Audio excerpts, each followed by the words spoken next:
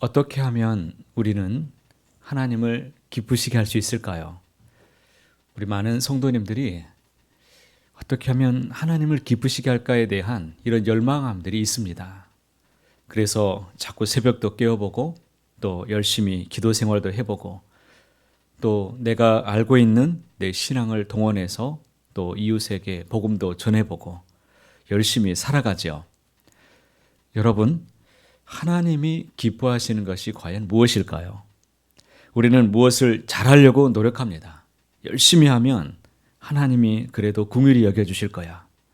내가 최선을 다하면 하나님이 그래도 나를 불쌍하게 여겨주실 거야. 그래서 나를 더 좋은 것으로 채워주실 거야. 이런 기대감들이 있을 겁니다. 하지만 여러분들에게 분명하게 제가 말씀을 드립니다. 무엇을 잘하려고 여러분 너무 애쓰지 마십시오. 그보다 더 중요한 것은 잘 믿는 것이 중요합니다. 잘 하려고 하지 말고 잘 믿는 것이 더 중요하다. 예수님을 잘 믿는 것, 이것이 바로 하나님을 기쁘시게 하는 일입니다. 내가 무엇을 잘해서 의로워서 하나님이 우리를 구원해 주신 것이 아니라 그저 내가 하나님의 자녀, 하나님의 그 기쁨이 되는 자녀이기 때문에 우리를 구원해 주셨습니다. 우리는 이 땅에 살아가면서 하나님을 잘 믿는 것, 믿음으로 주 예수를 늘 붙잡고 살아가는 것이 우리의 본분임을, 여러분, 이것이 가장 핵심이라는 것을, 이것이 성경을 관통하는 주님의 보혈이 있는 믿음이라는 것을 꼭 기억하시길 바랍니다. 구약의 믿음의 선진들이 어떻게 믿음을 가지고 살았는지 오늘 말씀에도 보여주시는데, 믿음의 선진들은 다 어떻게 살았습니까? 하늘 본향, 하늘에 있는 본향을 기대하면서 살았다라고 말합니다. 그렇기 때문에 이 땅에서는 나그네와 순례자로 살았다는 것을 증언하고 있습니다. 특히 오늘 본문 중에 저는 아브라함 그리고 이삭, 야곱과 요셉의 믿음을 잠시 나누어 보고자 합니다. 아브라함은 어떤 사람이었습니까? 그가 평생에 75년간 살아왔던 안전과 번영이 보장된 땅을 버렸습니다. 하나님께서 요구하시는 대로 그는 갈 바를 알지 못하는 그런 길을 떠나서 가나안 땅에 이주하고 나그네로 그 땅에서 살았다는 것을 우리는 알 수 있습니다. 그는 나이 많아 마치 죽은 자와 같은 몸이었지만 하나님께서 약속의 자녀를 그에게 보여주시고 약속하신 바를 따라서 살았습니다. 하나님은 그에게 이삭을 주셨습니다. 그리고 하늘의 별과 바다의 모래같이 수많은 자손을 그에게 주셨습니다. 이처럼 믿음은 하나님의 약속의 말씀을 듣고 반응하는 것이죠. 순종하는 것입니다. 삶으로 주님을 증언하는 것이, 이것이 바로 믿음이라는 것입니다. 족장들의 믿음은 더 나은 본향에 대한 무엇을 약속을 믿고 나그네로 살았다는 거예요. 약속이 중요합니다. 여러분, 16절 말씀에 그들이 이제는 더 나은 본향을 사모하니 곧 하늘에 있는 것이라. 이러므로 하나님이 그들의 하나님이라 일컬음을 받으심을 부끄러워하지 아니하시고 그들을 위하여 한 성을 예비하셨느니라.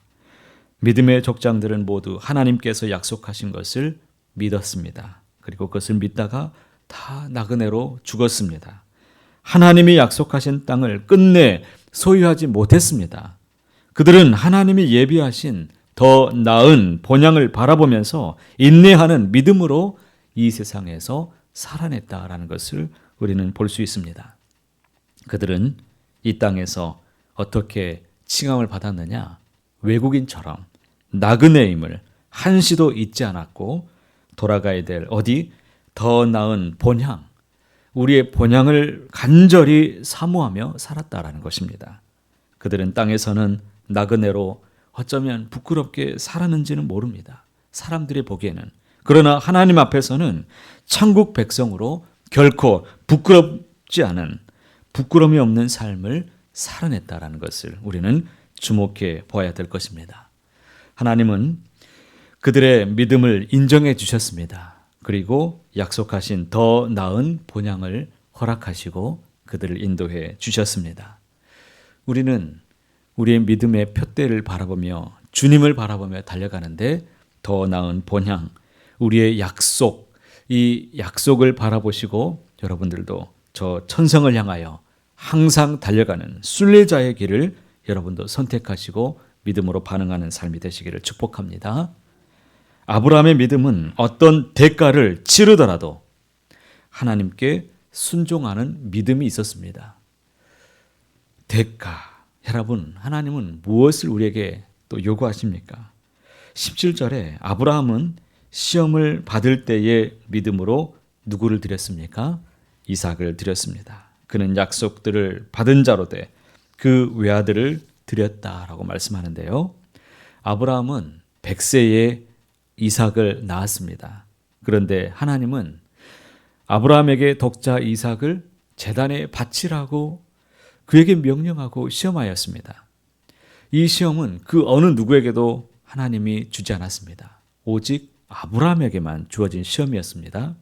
아브라함은 도저히 순종하기 힘든 받아들일 수 없는 명령이었지만 하나님의 약속을 믿었기에 기꺼이 순종했습니다. 여러분, 믿음은 하나님이 약속하신 이 말씀을 신뢰하고 따르는 것입니다. 믿으십니까? 무엇을 요구하시든지 여러분 그 약속을 단단히 내가 신뢰한다면 그 어떤 것도 우리가 순종하지 않을 수 없습니다. 다 따라가게 돼 있죠. 하나님께서 아브라함에게 받아들이기 어려운 명령을 하셨습니다. 그러면 아브라함은 그런 맹목적인 그냥 믿음을 갖고 있었느냐? 그렇지 않습니다. 그가 무엇을 믿고 있었는가? 이것이 너무 중요한데요. 그에게는 두 가지가 있었다는 것을 분명히 알 수 있습니다. 아주 구체적인 강력한 믿음이 있었어요. 첫 번째는 17절입니다. 아브라함은 시험을 받을 때에 믿음으로 이삭을 드렸으니 그는 약속을 받은 자로 돼 외아들을 드렸느니라. 이삭이 약속의 자녀였기 때문에 절대 이 아들을 데려가지 않으시리라는 믿음이 그에게 있었다는 것입니다. 이것을 좀 더 신학적인 표현으로 말한다면 하나님의 절대 표준에 대한 믿음이 있었다는 겁니다. 이 믿음이 다니엘의 세 친구들에게도 있었습니다. 여러분, 내가 아는 하나님은 어떤 분이십니까? 신실하신 분이시죠. 우리가 이 하나님에 대한 절대 표준, 하나님의 신실성을 여러분 결코 의심하지 말아야 됩니다. 하나님은 우리에게 선한 길로 인도하시는 분이십니다. 선하신 목자입니다. 양들을 해치는 분이 결코 아니라는 이 믿음이 절대적인 믿음으로 우리에게 있어야 됩니다.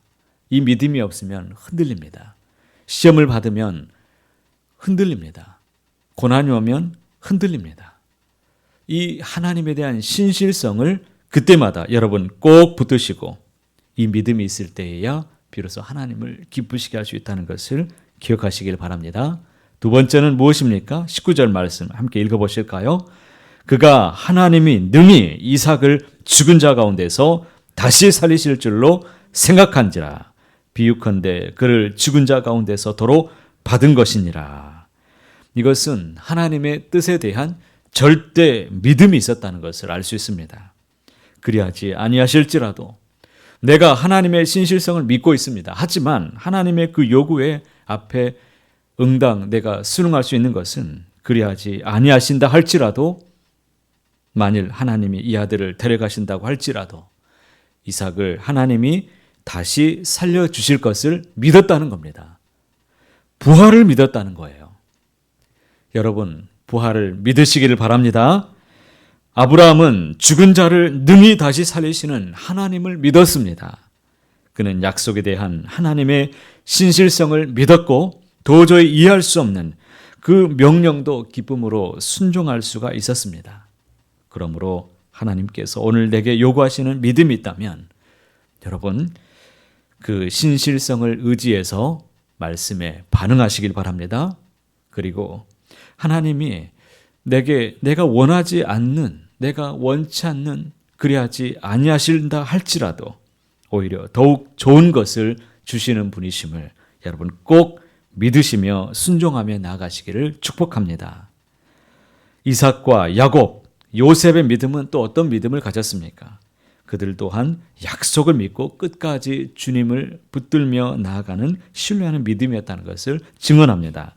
20절 믿음으로 이삭은 장차 있을 일에 대하여 야곱과 에서에게 축복하였으며 21절에 믿음으로 야곱은 이라고 말합니다. 죽을 때에 요셉의 각 아들에게 축복하고 그 지팡이 머리에 의지하여 경배하였으며 22절에 요셉은요.